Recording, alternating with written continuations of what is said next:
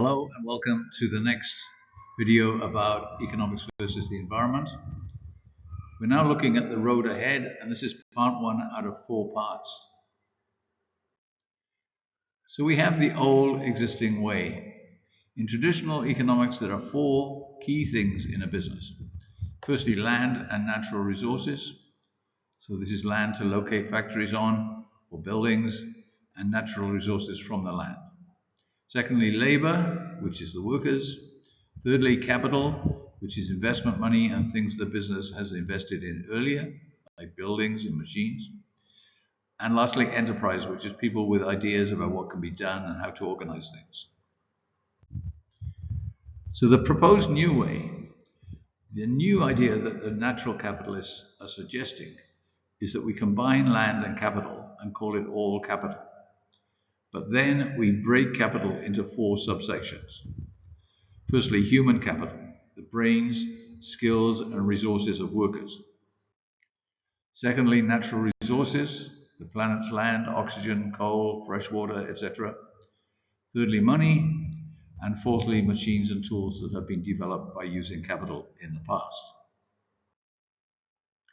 One of the first things to be said when we compare the old and the new lists are that the businesses they describe are the same. What is changing is not the business itself, but how we think about it. This is a hard idea to follow, that the way we think about something can change completely, even though the thing itself stays the same. And you might think, who cares if we describe it this way or that way? The real thing hasn't changed. To try to explain the power of ideas about things, we're going to look at a small part of a movie about the present situation of our planet. The movie is called David Attenborough, A Life on Our Planet. It's a very good movie and I recommend it to you. The reason for showing this movie was to look at the way people's ideas about whales changed. As he said in the video, they used to be looked at a bit like any other fish. They were hunted for their meat and for the oil that they got from boiling the whale meat. Then people got a new idea about whales, mainly from hearing their singing. People started to realize that they are not like fish and how special they are. And the other thing to notice here is how quickly the change happened. Okay, back to natural capitalism. The supporters of this new idea also focus on the theory of the limiting factor. The idea is that there's always one factor from the list, land, labor, financial capital, and energy, that we're short of, and it limits growth of the world's economies. The factor changes as conditions on Earth change. Each of the factors has been the limiting factor on growth at some time in the past. For example, the shortage of labor was what caused slavery.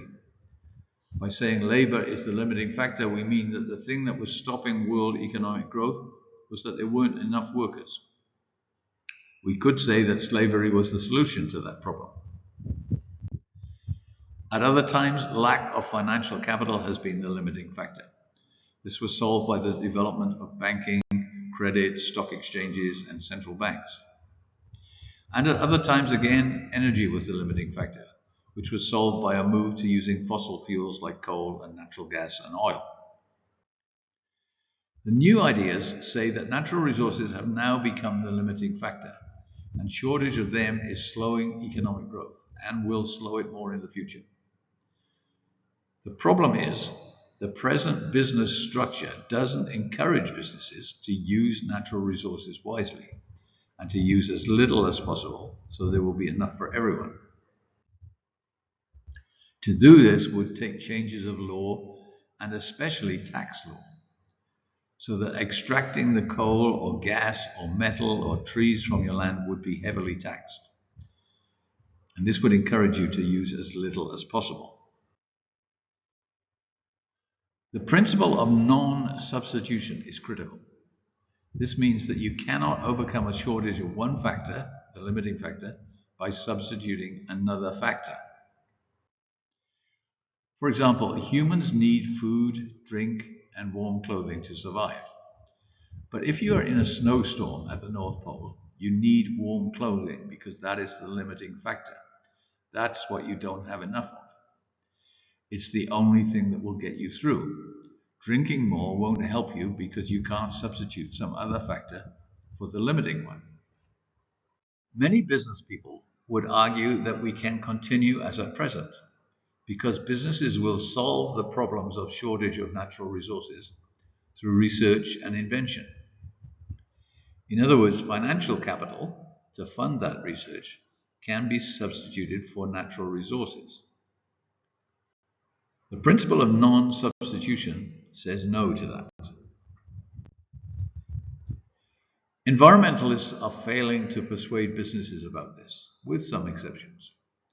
Businesses generally are continuing to operate as if use of natural resources could continue forever, and that capital, money for investments, is the scarce resource and limiting factor.